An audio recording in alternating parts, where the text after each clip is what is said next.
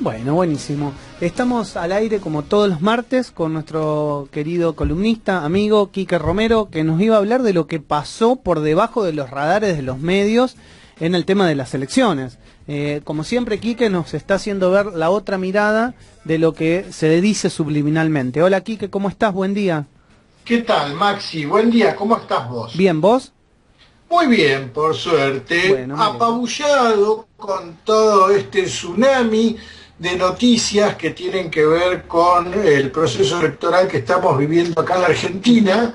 Y esto por unos días, por lo menos desde los medios, permitió distraer un poco la atención acerca de lo que viene sucediendo en el plano internacional. Ujú. Y hay una noticia muy importante que acá obviamente no tuvo relevancia, ningún periodista hizo foco en ella, porque está claro, el eje central de todas las noticias hoy tienen que ver con nuestras elecciones, nuestro proceso electoral, nuestro recambio presidencial. Y una noticia fundamental es lo que está sucediendo en Siria, que aparentemente Al-Assad negoció algo. Ujú. Todavía no sabemos qué, está todavía muy en secreto, todavía no se comunicó, pero si uno hace una seguidilla de noticias que salieron en medios internacionales, en donde el foco para ellos no es lo que pasa en la Argentina, obviamente, uno puede sacar algunas conclusiones. Te voy leyendo noticias, por ejemplo, RT publica el 21 de octubre, visita relámpago de Al-Assad a Moscú. El futuro de Siria sobre la mesa. Y te ponen la foto de Putin recibiéndolo en el Kremlin a Al-Assad. Esta foto fue tomada el día Ujú. 20 de octubre. Ah, Este mira. viaje se concretó el día 20. Ahora, la pregunta que yo me hice, ¿cómo hizo Al-Assad para salir de Siria? Siria hoy es uno de los espacios aéreos más vigilados, no, es el espacio aéreo más vigilado del mundo. Con No ayuda. solo lo vigilan los sirios y los Ujú. rusos, también lo vigila la OTAN, todas las potencias occidentales, también lo vigila Israel, Claro. también lo vigila Irán. Ujú. ¿Cómo hizo este tipo que, fuera de lo que son sus aliados, tiene orden de ser capturado y asesinado inmediatamente? A ver, Occidente le juró a Al-Assad un destino igual que el que tuvo Saddam Hussein o el que tuvo Muammar Gaddafi, ¿no es Ujú. cierto? ¿Y El vos qué crees que estado ahí que tiene hubo? hoy Siria es el mismo que en el que terminaron Libia y también terminó Irak. ¿Vos crees que ahí hubo alguna ayuda, por ejemplo, de Rusia para salir? Evidentemente, la pregunta es cómo hace para salir un avión de Siria, atravesar el espacio aéreo de varios países, porque Siria y Rusia no son países limítrofes, todo en un operativo en secreto, porque esto se dio a conocer cuando Al-Assad ya estaba de vuelta en Damasco. Ujú. Antes no se dio a conocer. No me imagino lo que debe haber sido ese operativo para sacarlo y traerlo de vuelta a salvo a Al-Assad. Digno de una película de espías debe haber sido, evidentemente. Fácil no creo que les haya resultado, pero analizando lo que dijeron los diarios de todo esto, mira, RT te dice, el presidente de Siria, Bashar al-Assad, se ha encontrado con su homólogo ruso Vladimir Putin en Moscú, donde ha revelado detalles de los planes de su ejército en su lucha contra el terrorismo. Putin le reiteró su apoyo en ese terreno y en el proceso político que ha de regular la situación del país. Misma noticia tomada desde Clarín.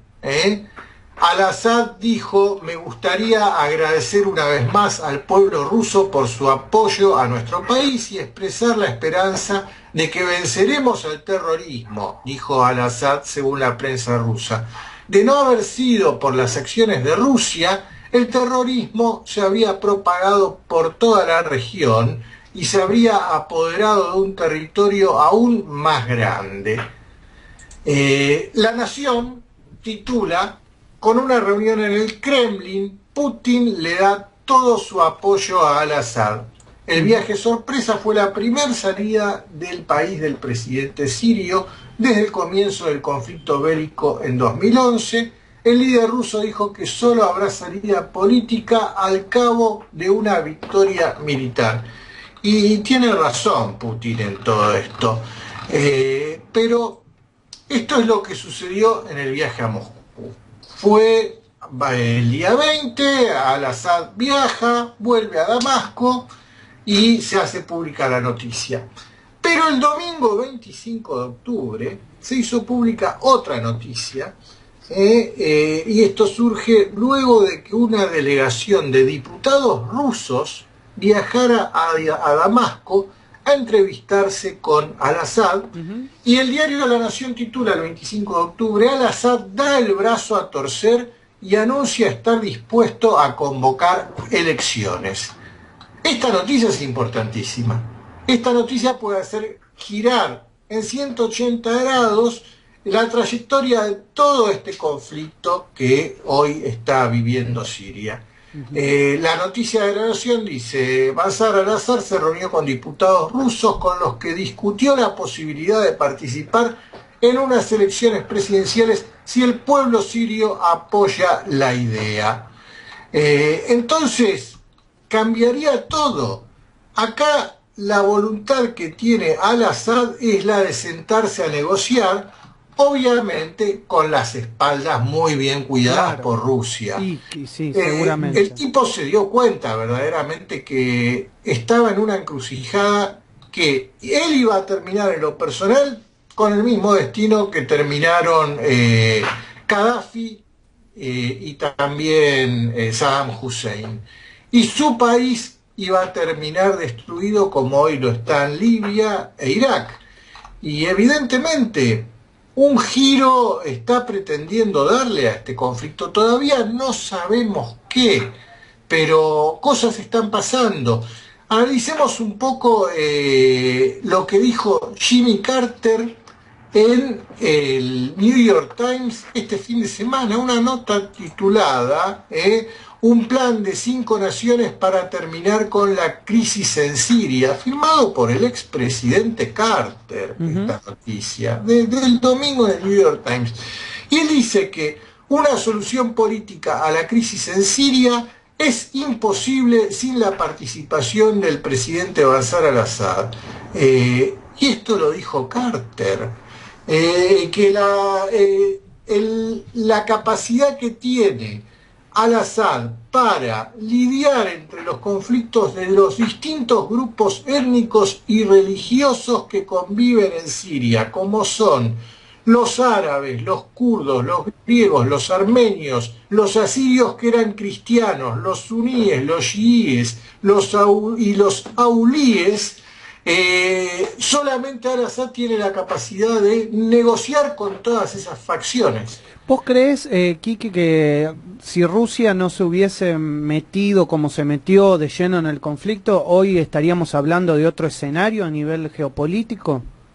Si Rusia no se hubiera metido en el conflicto, evidentemente Al-Assad hoy estaba en el mismo lugar de Gaddafi y de Saddam Hussein, y Siria hoy, que ya está destruida, porque las fotos de Siria, los medios las disimulan, pero las fotos de los daños que se le ha hecho, no solo a la población, porque la población ya vemos el desastre humanitario que se está generando en Europa con las inmigraciones, sino el daño a la infraestructura de las ciudades. Las fotos que llegan son ciudades destruidas, ciudades en donde ya no hay servicios, no hay agua potable, no hay luz, no hay gas, no hay las carreteras están destruidas, no hay transporte público, y así todo.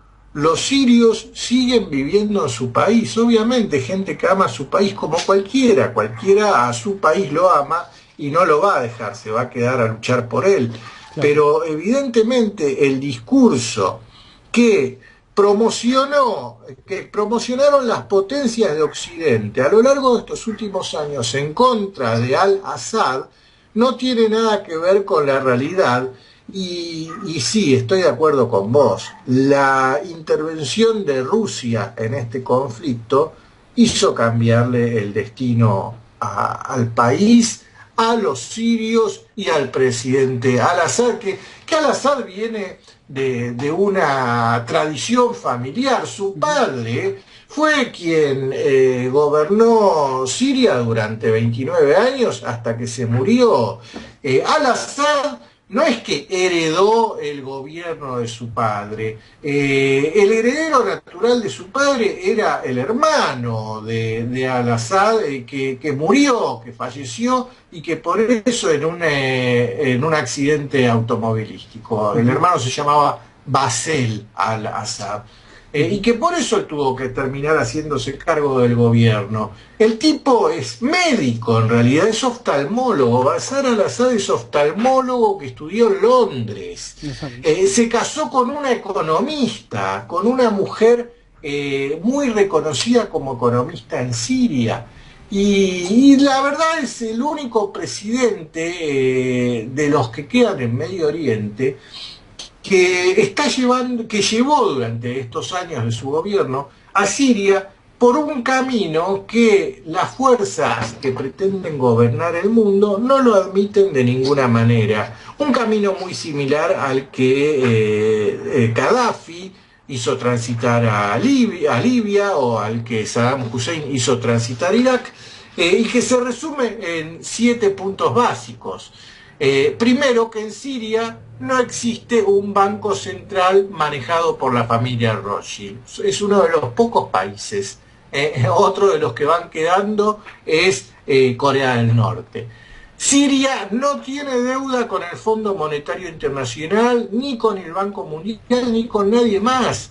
Esto hoy es ser un transgresor total. Siria ha prohibido los alimentos transgénicos y el cultivo e importación de los mismos. Obviamente esto es una patada central a las multinacionales que pretenden gobernar la industria alimenticia mundial, el alimento que consume el planeta.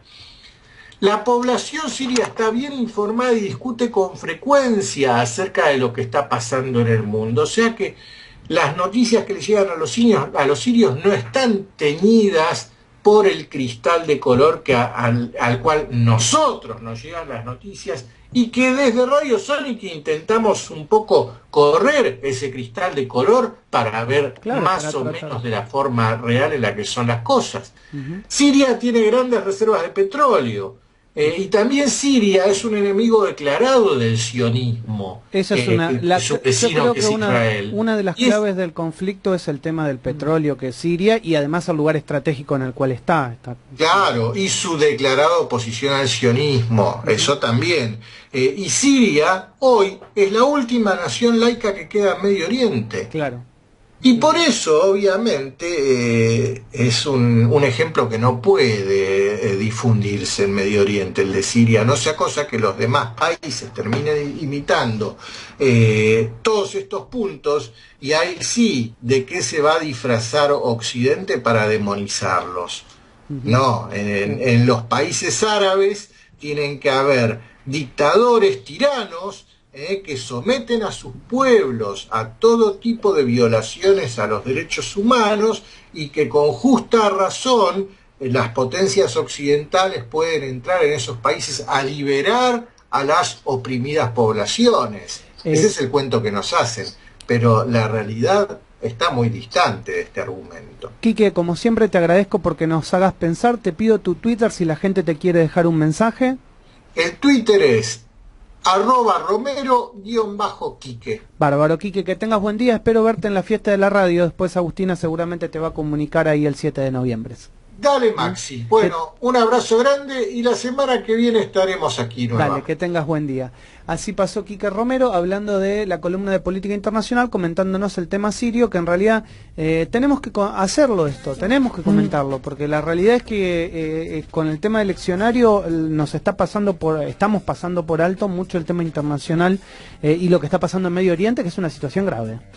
Es una situación compleja, es una situación de guerra, es una situación de desastre. Y porque el mundo sigue girando. Totalmente.